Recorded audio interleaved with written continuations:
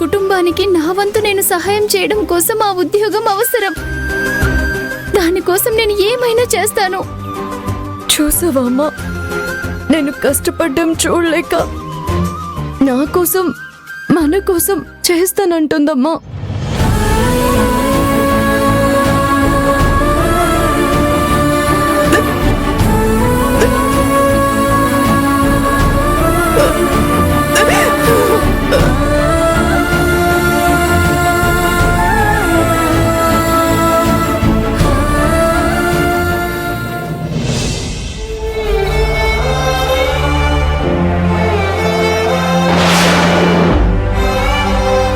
లలి, ఏంటి ఇది? నీ చేతులు ఎలా కాలాయి?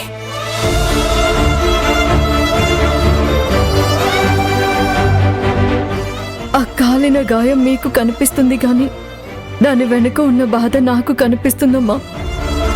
అమ్మా, మనతో దాని బాధని చెప్పుకోలేక, అక్కడ ఆ బాబ్జీ చెప్పే పని చెయ్యలేను అని చెప్పలేక వీటి మధ్యలో నరక యాతన అనుభవించిందమ్మా.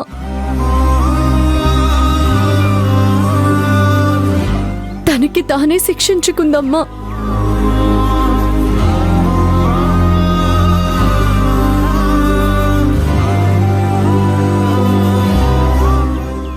దుర్మార్గుడిని ఊరికే వదలను.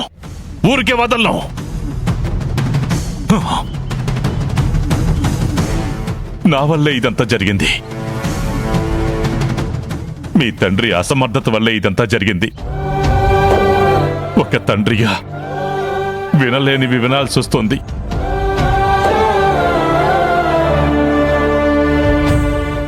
ఆడపిల్లగా అది చెయ్యకూడని పనులు చేయాల్సి వస్తుంది. ఎప్పుడూ మీ కళ్ళల్లో సంతోషం చూడాలని కోరుకునే నేను ఈరోజు అదే కంట్లో కన్నీళ్లను కూడా చూస్తున్నాను.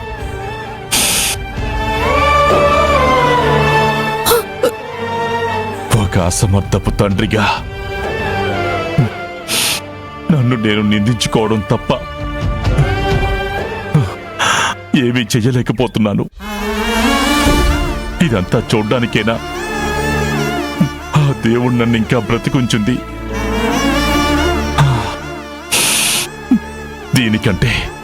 దీనికంటే నేను చచ్చిపోవడమే మంచిది. ఏంటండి ఆ మాటలు? పిల్లలకి ధైర్యం చెప్పాల్సిన మీరే ఇలా డీలా పడిపోతే ఎలా చెప్పండి? అయినా ఇప్పుడేమైందని?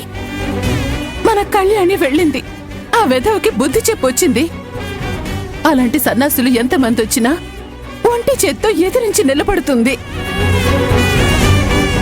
ఆ ధైర్యం మీరిచ్చింది కాదా? ఆ తెగింపు మీ నుంచి వచ్చింది కాదా? పులిలాంటి మీరున్నారన్న ధైర్యం, నమ్మకంతోనే పిల్లలు ఎంత పెద్ద సమస్యనైనా తట్టుకొని నిలబడుతున్నారండి. ఇలా బాధపడి వాళ్ళ ధైర్యాన్ని చంపేయకండి. మీ మీదున్న నమ్మకాన్ని పోగొట్టకండి.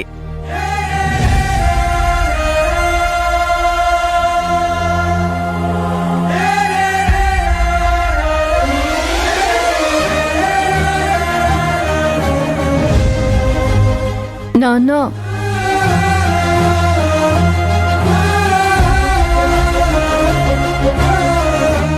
అవును నాన్న, మా ధైర్యం మీరే, మా నమ్మకం మీరే. మీ చిరునవ్వుని చూడగలం కానీ మీ కన్నీళ్ళని మేం చూడలేం నాన్న.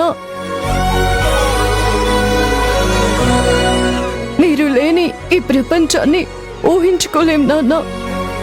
ఇంకొకసారి చచ్చిపోతాననే మాట మీ నోటి నుంచి వస్తే నేను చచ్చినంత ఉంటే. అమ్మ కళ్యాణి,